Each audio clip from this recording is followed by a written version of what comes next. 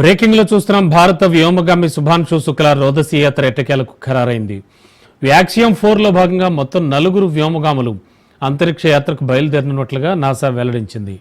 ఫ్లోరిడాలోని NASA Kennedy space centre నుంచి వాళ్ళ మధ్యాహ్నం 12 గంటల 1 నిమిషానికి ఫాల్కన్ 9 రాకెట్ను ప్రయోగించినట్లుగా నాసా వెల్లడించింది. మిషన్ రేపు సాయంత్రం 4 గంటల 30 నిమిషాలకు అంతర్జాతీయ అంతరిక్ష కేంద్రంతో అనుసంధానం అవుతుందని తెలిపింది. శుభాంశు శుక్లా మిషన్ పైలట్గా బాధ్యతలు నిర్వహిస్తారు. ఈ ప్రయోగం తొలుత మే 29న జరగాల్సి ఉన్నప్పటికీ పలు దఫాలుగా వాయిదా పడుతూ వస్తోంది. ఐఎస్ఎస్లో శుభాంశు బృందం 14 రోజుల పాటు ఉంటుంది. భారరహిత స్థితిలో పలు ప్రయోగాలు నిర్వహించడంతో పాటు ప్రధాని మోడీ, పాఠశాల విద్యార్థులు, ఇతరులతో అక్కడి నుంచి ముచ్చటిస్తారు.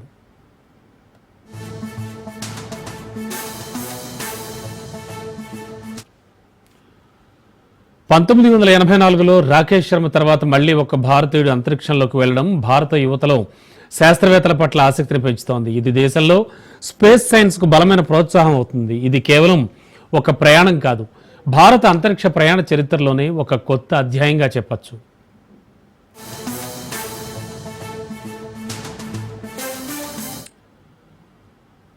ఈ ప్రయోగం ముందుగా నిర్ణయించిన తేదీల్లో 7 సార్లు వాయిదా పడింది. వాతావరణ కారణాలు, సాంకేతిక సమస్యల తరుణంలో ప్రయోగం తరచుగా వాయిదా పడుతూ వచ్చింది. చివరికి నేడు ఈ ప్రయోగం జరగనున్నట్టుగా నాసా తుది షెడ్యూల్ విడుదల చేసింది.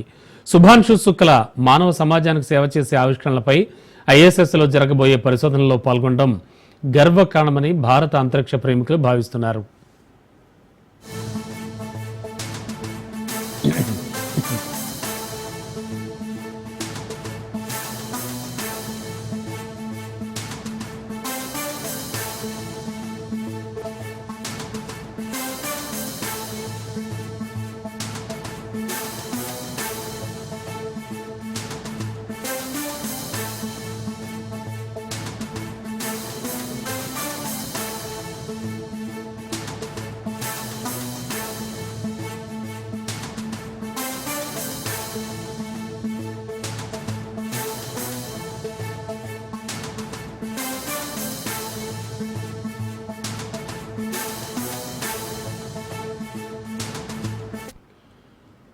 భారత వ్యోమగామి శుభాంశు శుక్లా రోదసీ యాత్ర ఎట్టకేలకు ఖరారైంది. వ్యాక్సియం 4 లో భాగంగా మొత్తం 4 వ్యోమగాములు అంతరిక్ష యాత్రకు బయలుదేరనున్నట్లుగా నాసా తెలిపింది. ఫ్లోరిడాలోని నాసా కెనడీ స్పేస్ సెంటర్ నుంచి వాళ్ళ మధ్యాహ్నం 12 గంటల 1 నిమిషానికి ఫాల్కన్ 9 రాకెట్ను ప్రయోగించనున్నట్లు నాసా వెల్లడించింది. మిషన్ రేపు సాయంత్రం 4 గంటల 30 నిమిషాలకు అంతర్జాతీయ అంతరిక్ష కేంద్రంతో అనుసంధానం అవుతుందని తెలిపింది. శుభాంశు శుక్లా మిషన్ పైలట్గా బాధ్యతలు నిర్వహిస్తారు. ఈ ప్రయోగం తొలుత మే 29న జరగాల్సి ఉన్నప్పటికీ పలు దఫాలుగా వాయిదా పడుతూ వచ్చింది. ఐఎన్ఎస్లో శుభాంశు బృందం 14 రోజుల పాటు ఉంటారు. భారరహిత స్థితిలో పలు ప్రయోగాలు నిర్వహించడంతో పాటు ప్రధాని మోడీ, పాఠశాల విద్యార్థులు, ఇతరులతో అక్కడి నుంచి ముచ్చటిస్తారు.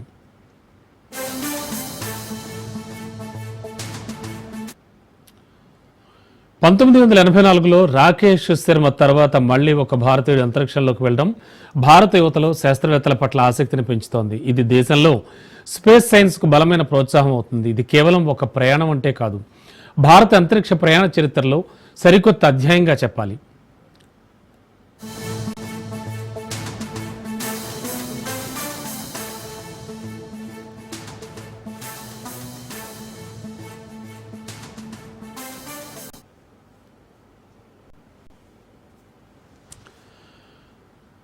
తొలుత ఈ ప్రయోగం నిర్ణయించిన తేదీల్లో 7 సార్లు వాయిదా పడింది.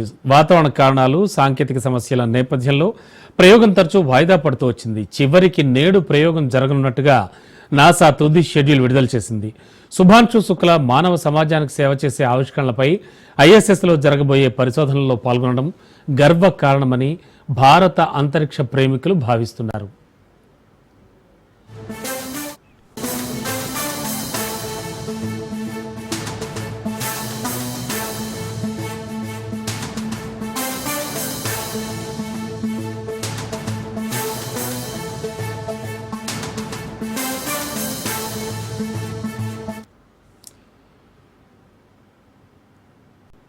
మరో ఇంటర్నేషనల్ బ్రేకింగ్ చూస్తూ ఉన్నాం. ఇరాన్ ఇజ్రాయెల్ యుద్ధంపై ట్రంప్ కీలక వ్యాఖ్యలు చేశారు. ఇరు దేశాల కాల్పుల విరమణ ఒప్పందాన్ని ఉల్లంఘించాయని, ఇరాన్ ఇజ్రాయెల్ 2 దేశాలు తప్పు చేశాయన్నారు ట్రంప్. ఇరు దేశాలు సంయమనం పాటించాలని సూచించారు. అంతేకాదు ఇజ్రాయెల్కు ట్రంప్ వార్నింగ్ ఇచ్చారు. ఇరాన్పై వైమానిక దాడులు వెంటనే ఆపేయాలన్న ట్రంప్ యుద్ధ విమానాలను వెంటనే వెనక్కి పంపించాలన్నారు.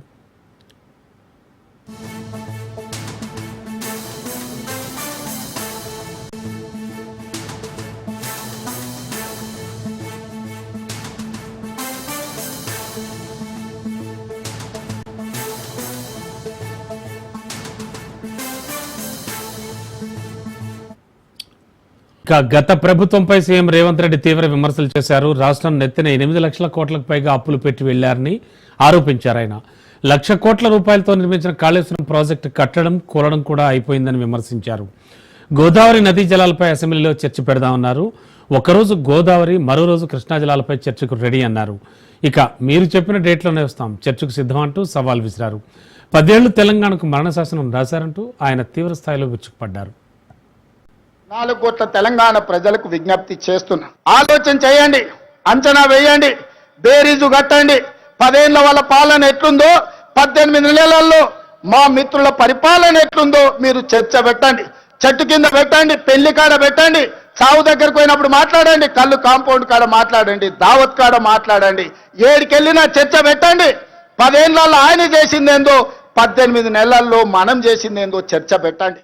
చంద్రశేఖరరావు గారు ఇయాలను కుట్రలు కుతంత్రాలతోని ఆనాడు కృష్ణా నది మీద కాంగ్రెస్ పార్టీ ఉమ్మడి రాష్ట్రంలో ప్రారంభించిన ప్రాజెక్టులు 10 ఏళ్లలో ఏ ఒక్కటి పూర్తి చేయలే.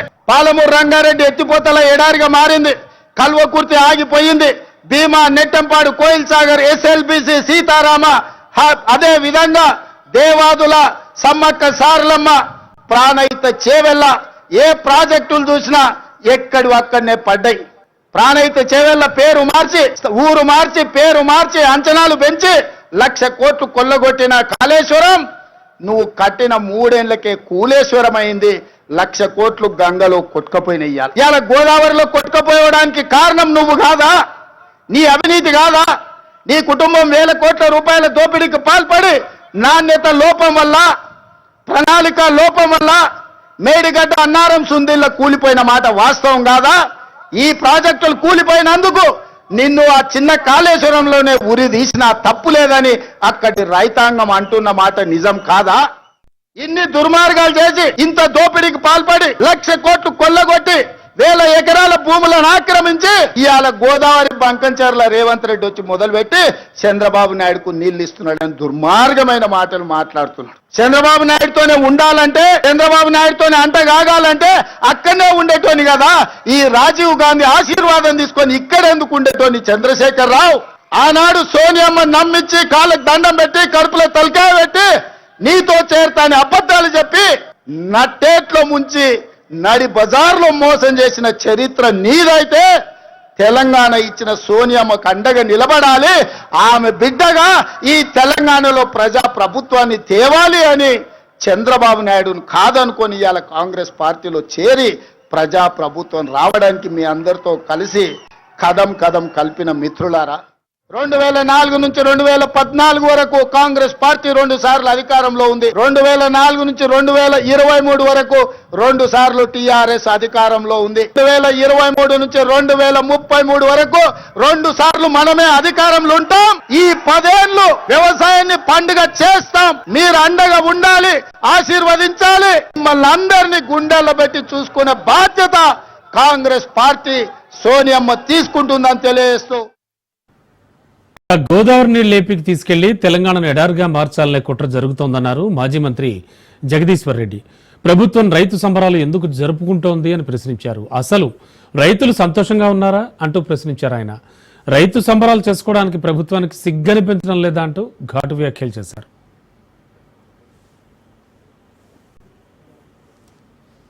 ఉన్న ప్రాజెక్టులను ఉపయోగించకుండా లక్షలాది ఎకరాలు ఎండబెట్టి రైతాంగాన్ని మళ్ళీ అప్రపాలు చేసినందుకు సంబరాలా? దేనికి సంబరాలు చేస్తున్నారు? మేము 11 సార్లు వేసినాం రైతు బంధు, ఒకనాడు కూడా మేము సంబరాలు చేసి ఎగురు దొరకలే. పాత ఇచ్చి మొత్తం ఇచ్చి సంబరాలు చేయమనండి. బాకీ ఉన్నారు ఇవాళ తెలంగాణ రైతాంగానికి దాదాపు 25,000 కోట్ల రూపాయలు బాకీ ఉన్నది వీళ్ళు. ఇప్పుడు అవన్నీ ఇచ్చి సంబరాలు చేస్తే బాగానే ఉండు. రకరకాల వంకలు పెట్టి రుణమాఫీ కొట్టినందుకు సంబరాలు చేస్తారా? ఏది దేనికి సంబరాలు? రైతులు సంతోషంగా ఉంటారు సంబరాలు చేసుకోవడానికి. ఎవరు రైతులంటే పొంగవేటి శ్రీనివాసరెడ్డి, బట్టి విక్రమార్క, కోమటిరెడ్డి వెంకటరెడ్డి, ఉత్తమ్ కుమార్ రెడ్డి, ఇలా 1,00,000 కోట్ల సాయం వీళ్ళకి చేసుకున్నారా? ఒకరికొరు ముఖ్యమంత్రి అన్నదమ్ములు 4, ముఖ్యమంత్రి కుటుంబం 4 మంత్రులు, 1,00,000 కోట్లు వీళ్ళకేనా సాయం చేసింది?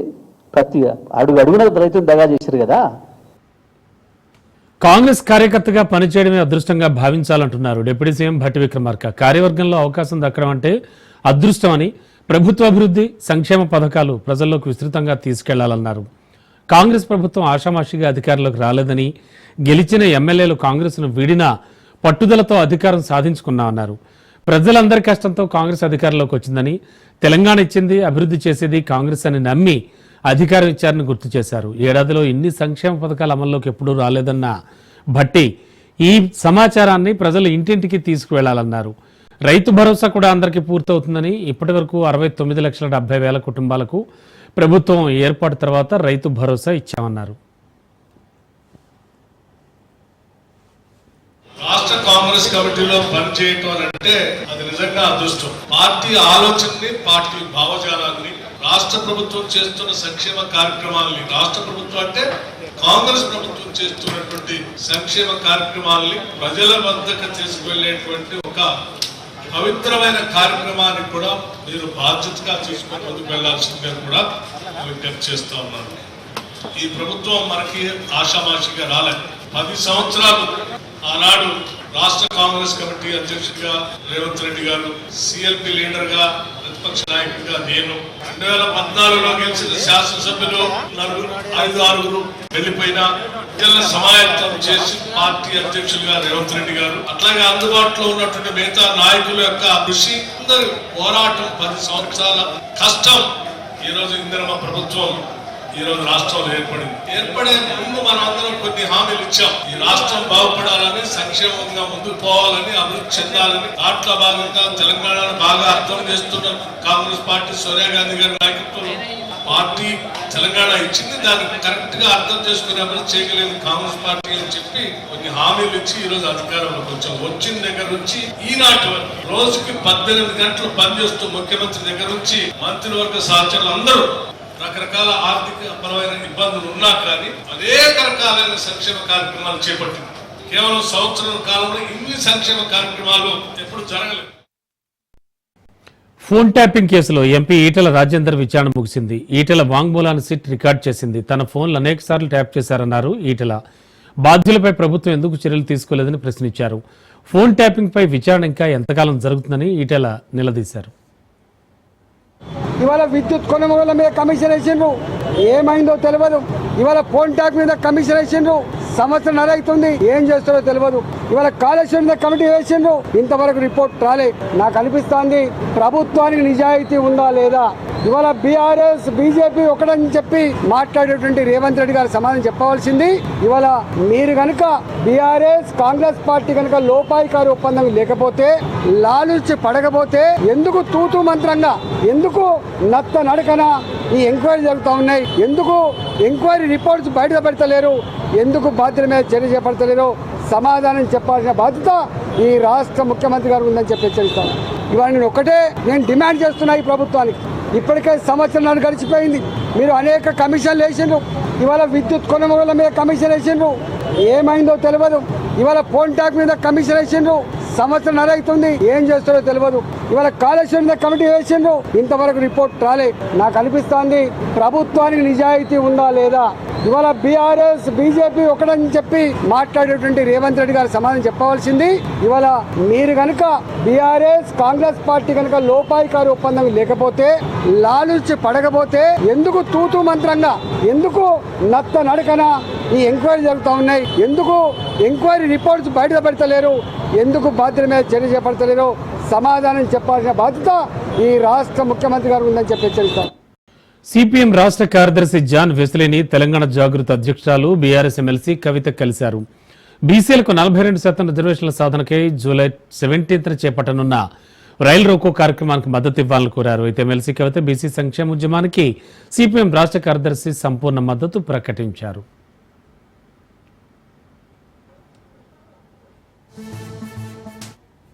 రాష్ట్రంలో మరి కామారెడ్డి డిక్లరేషన్ను యథాతథంగా అమలు చేయాలనేటటువంటి ఒక డిమాండ్తోని గత 2 సంవత్సరాలుగా పెద్ద ఎత్తున తెలంగాణ జాగృతి, యునైటెడ్ పూలే ఫ్రంట్, ఉద్యమిస్తున్నటువంటి విషయం మీకు అందరికీ తెలిసిందే. మన ఉద్యమాలతోని బీసీ బిల్లును అసెంబ్లీలో కౌన్సిల్లో పెట్టి పాస్ చేయించుకోవడం జరిగింది. ఇప్పుడు అది కేంద్ర ప్రభుత్వం దగ్గర, రాష్ట్రపతి గారి దగ్గర ఉన్నది. మరి రాష్ట్రపతి గారి దగ్గర నుంచి బిల్లు వెనక్కి రావాలంటే ఇక్కడ ఉండేటటువంటి రాష్ట్ర ప్రభుత్వం కూడా అఖిలపక్షం తీసుకొని వెళ్తామని చెప్పి, ఢిల్లీ పైన ఒత్తిడి తీసుకొని వస్తామని చెప్పి ఆనాడు చెప్పడం జరిగింది.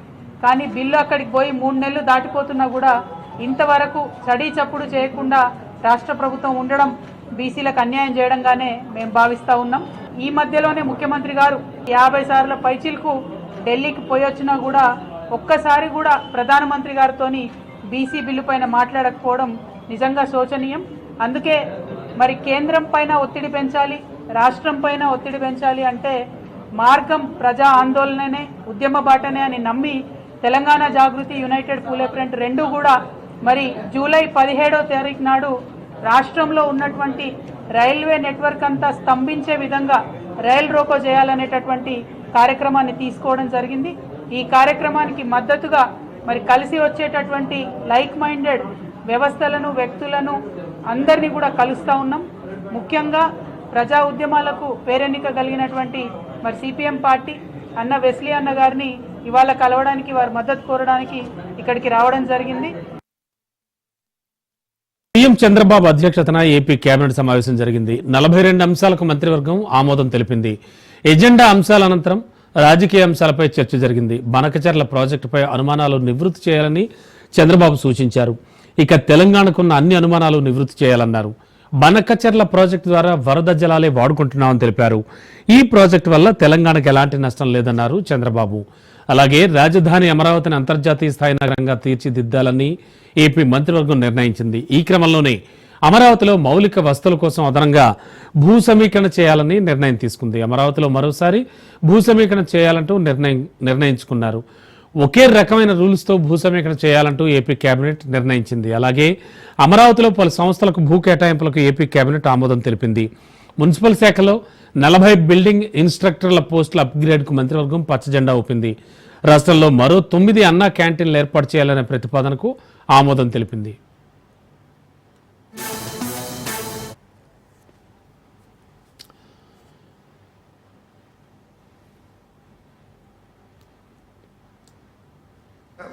ఈరోజు జరిగిన క్యాబినెట్లో Andhra Pradesh capital region land pooling scheme formulation and implementation rules 2025 ప్రతిపాదనకు రాష్ట్ర మంత్రి మండలి ఆమోదం తెలిపింది.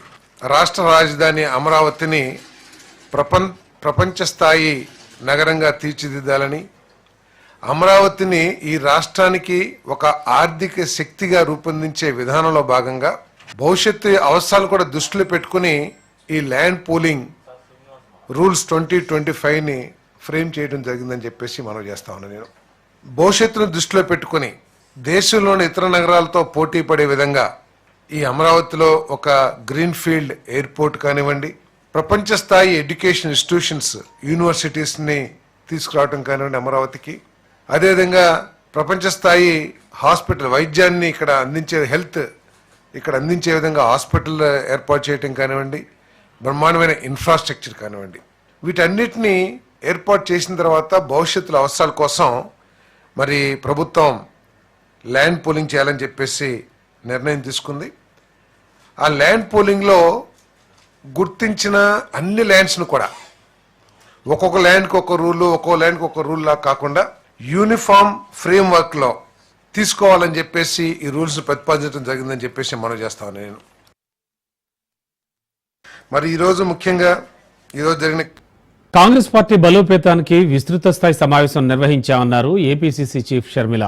భవిష్యత్ కార్యాచరణపై దృష్టి పెట్టామని, ఏపీ రాజకీయాల్లో ఉన్న మిగిలిన పార్టీలకు బీజేపీతో సత్సంబంధాలున్నాయన్నారు. మోడీకి దత్తపుత్రుడిగా ప్రతి బిల్లులోనూ మద్దతిచ్చారని, మెడలు ఉంచి ప్రత్యేక హోదా తెస్తానని మోడీ వద్ద మెడలు ఉంచారన్నారు. బీజేపీకి ఏపీని తాకట్టు పెట్టారన్నారు. బీజేపీ గత 15 ఏళ్లుగా ఏపీని మోసం చేస్తూనే వస్తోందన్నారు. ప్రత్యేక హోదా, పోలవరంపై దృష్టి సారించలేదని, ప్రధాని రాజధాని కట్టుకోవడానికి అప్పిస్తున్నారు. రాజధాని పూర్తి నిర్మాణ బాధ్యత కేంద్రాందే అని గుర్తు చేశారామె. పేతానికై నెల్లూరు జిల్లాలో కాంగ్రెస్ పార్టీ విస్తృత స్థాయి సమావేశం ఏర్పాటు చేయడం జరిగింది. రానున్న రోజుల్లో కాంగ్రెస్ పార్టీ బలపడటం చాలా అవసరం. ఆంధ్ర రాష్ట్ర రాజకీయాలలో ఉన్న మిగతా అన్ని పార్టీలు కూడా బీజేపీతో సత్సంబంధాలు పెట్టుకున్న పార్టీలే. చంద్రబాబు గారు, పవన్ కళ్యాణ్ గారు కూటమి కడితే జగన్మోహన్ రెడ్డి గారి వైసీపీ అక్రమ పొత్తు పెట్టుకుంది. కూటమి సర్కారు అధికారంలో ఉంది. చంద్రబాబు గారు ఇంతకు ముందు కూడా బీజేపీతో పొత్తు పెట్టుకున్నారు. కానీ రాత్రి పడ్డ గోయిలోనే మళ్ళీ ఇప్పుడు పగలు పడ్డానికి సిద్ధపడ్డారు చంద్రబాబు గారు. మన రాష్ట్రానికి ఏ ఒక్క మేలు చేయని బీజేపీ పార్టీకి మద్దతిస్తూ ఈరోజు బీజేపీ పార్టీ అధికారంలో ఉంది అంటే ఒక స్తంభంలా నిలబడిన వాడు చంద్రబాబు గారు. కానీ బీజేపీ గత 15 సంవత్సరాలుగా మనకు మోసం చేస్తూనే వచ్చింది. ప్రత్యేక హోదా విషయం అయితేనేమి, లేక ఏ విభజన హామీ అయినా కూడా ఇంతవరకు ఒక్కటి కూడా నెరవేరలేదు అంటే దానికి కారణం బీజేపీ పార్టీ. మన ఆంధ్ర రాష్ట్రంలో కాంగ్రెస్ పార్టీ రావాలి, కేంద్రంలో కాంగ్రెస్ పార్టీ అధికారంలో ఉండాల్సిన అవసరము ఆంధ్ర రాష్ట్రానికి ఇంకెక్కువ ఉంది. ఎందుకంటే విభజన హామీలలో ఏ ఒక్కటి నెరవేరాలన్నా బీజేపీ చెయ్యదు. చూసాం, గత 11 సంవత్సరాలుగా చూసాం. బీజేపీ ఒక్క హామీ అంటే ఒక్కటి కూడా నిలబెట్టుకోలేదు. ఈ హామీలన్నీ నెరవేరాలి అంటే కాంగ్రెస్ పార్టీ బలపడాలి. ఈ ఒక్క ఉద్దేశంతోనే నేను ఆంధ్ర రాష్ట్రంలో అడుగు పెట్టడం జరిగింది. హైదరాబాద్లోని జీడిమెట్ల హత్య కేసులో సంచలన విషయాలు వెలుగులోకి వస్తున్నాయి. ప్రియుడితో కలిసి తల్లి అడ్డు తొలగించుకునేందుకు స్కెచ్ వేసింది తేజశ్రీ. ఇంట్లో అంజలి పూజ చేస్తుండగా వెనక నుంచి దాడి చేశాడు తేజశ్రీ ప్రియుడు శివ తమ్ముడు కత్తితో పీక కోశాడు. మృతురాలు అంజలి చాకల ఐలమ్మ ముని మనవరాలుగా గుర్తించారు. తేజశ్రీకి శివ 8 నెలల క్రితం ఇన్స్టాలో పరిచయం అయ్యాడు. వారం క్రితమే బాలిక ప్రియుడు శివతో కలిసి వెళ్లిపోయింది. 3 రోజుల క్రితమే తిరిగి వచ్చింది. 10వ తరగతిలోనే ప్రేమేంటని ప్రశ్నించినందుకు తల్లిని కడతీర్చింది కూతురు. తన చెల్లెల్ని చంపిన వారిని కఠినంగా శిక్షించాలని మృతురాలి సోదరి శోభ కోరుతోంది.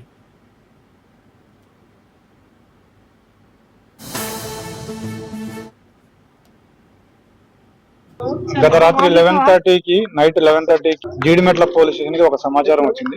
ఆ సమాచారం మేరకు జీడిమెట్ల పరిధిలో ఉన్న ఇది లాల్ బహదూర్ నగర్ ఈ ఏరియాలో ఒక ఇంట్లో ఒక స్త్రీ హత్యకు గురైందనే సమాచారం వచ్చింది.